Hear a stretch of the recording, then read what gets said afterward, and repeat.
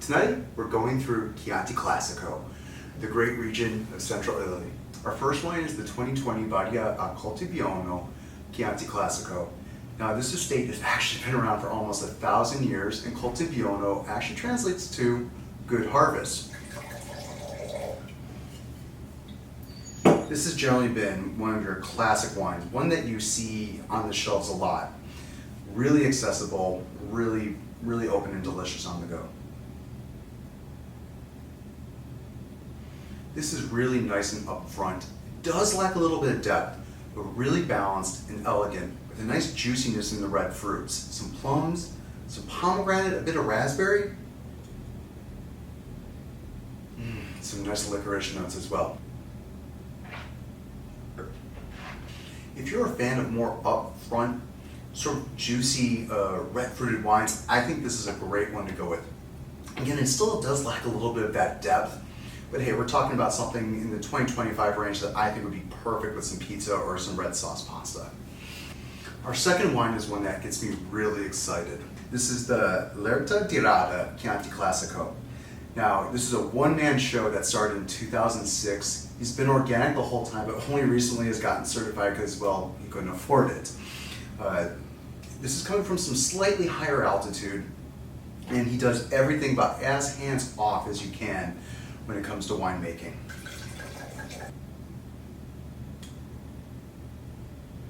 Yeah, this is so pretty. This is a completely different beast than the Badia a Coltiviono. This is more savory, deep, polished. I am blown away already by the nose for something that's 24 bucks.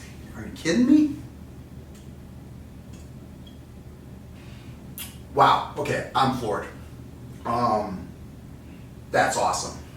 Silky smooth across the palate. This is deep and serious. Was not expecting that at all at this price point. Just polished across the palate, lots of red fruits. That savoriness on the nose carries through. Bit of a raspberry compote, herbs, spice. This is what Chianti is all about. Holy cow.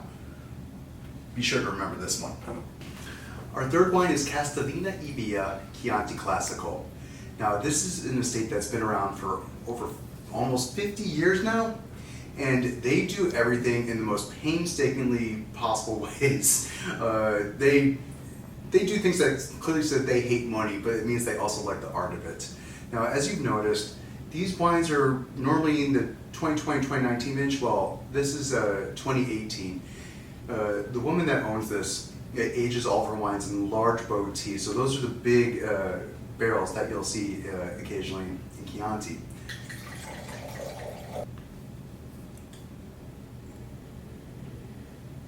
Ooh.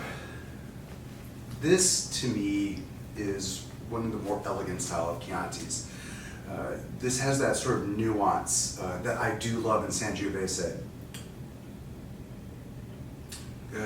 It's more violet, more purple on the spectrum, with some dark red cherries and those dark berry flavors, and that hint of savoriness.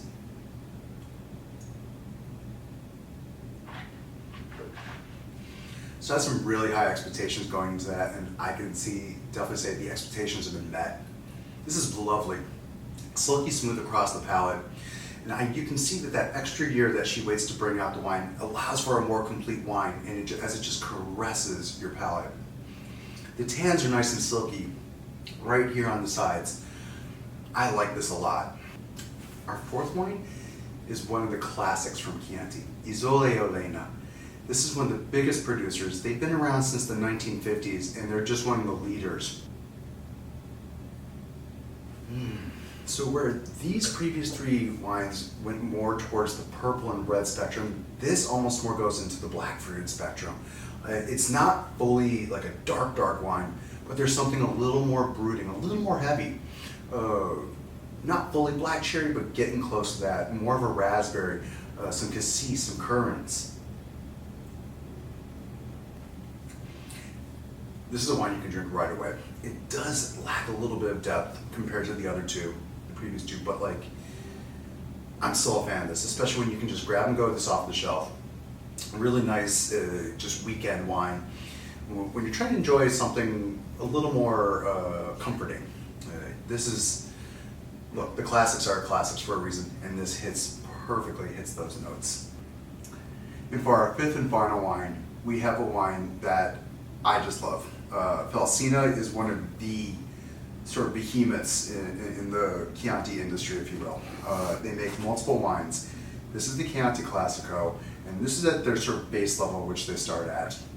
They're located in the southeast areas of Chianti, so getting closer to Brunello, and this is what they try to make their Chianti into. You obviously can't make it to be Brunello, but that's sort of the ethos in their mind. They want something a little larger scaled. This is easily the most mineral, sort of crushed rock version of the wines that we have in front of us, and I find this really intriguing. The savoriness really comes through. You feel like you're walking through a rock quarry with these bits of violets and currants. This is really young. I actually would say that this really could benefit from a couple of years aging. The tans are really structured, which is amazing for a Chianti Classico, right? But you can see why they envision Brunello in their mind when you're drinking this. Even though it's $30, this is a richer, deeper, more serious wine that really, I feel, will benefit from even 3 to 5 years of aging, if you can be patient for that. If not, make sure you give this a lot of air before digging in. Well, there you have it, everyone. 5 beautiful Chiantis from such a great region, in a region that, well, everyone seems to be traveling to these days. I hope you all enjoyed the episode today. These were some beautiful Chianti Classicos. If you like this, be sure to hit that like button and be sure to subscribe. I'll see you on the next one. Cheers.